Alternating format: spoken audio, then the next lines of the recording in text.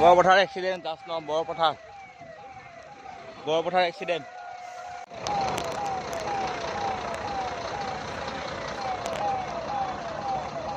মই ন্যানপুৰৰ পৰা আহি আছিলোঁ, আহি থাকি আমাৰ পদূলিতে দেখিলোঁ এটা এক্সিডেণ্ট। তাৰপৰা মই লগে লগে গাড়ীখন মোৰ গাড়ী ৰখালোঁ, ছাইড কৰি গ'লোঁ।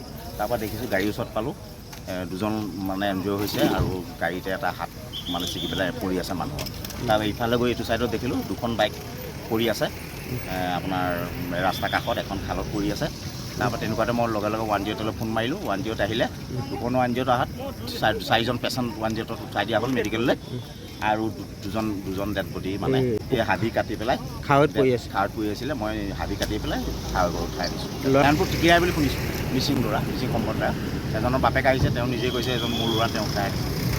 ইমানখিনি আৰু মোৰ পদূলি পাতত ডাঙৰ এইটো এক্সিডেণ্ট লাইফতে প্ৰথম দেখিছোঁ আৰু কোনোবাই এতিয়া বিভিন্ন মহলে কোনোবাই কৈছে যে ডাম্পাৰে খুন্দিয়াই থৈ গৈছে বুলি কৈছে, কিন্তু এইটো প্ৰকৃততে সত্য অসত্যটো নাজানো। কিন্তু পুলিচৰ এনকুৱাৰীত এইটো গম পোৱা যাব। যদি ডাম্পাৰে এইটো কাণ্ড কৰিছে, গতিকে ডাম্পাৰসকলক কণ্ট্ৰল কৰিবৰ কাৰণে মই মানে কৰজোৰে প্ৰশাসনক অনুৰোধ কৰিছোঁ।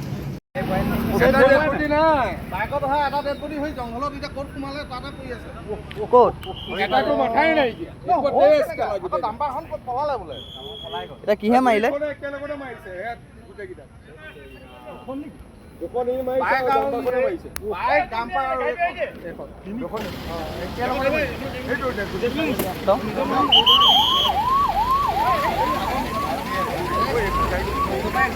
এখন ইটানগৰ গাড়ী হোম স্পীডত মাৰিছে নেকি? ধম ধম এইটো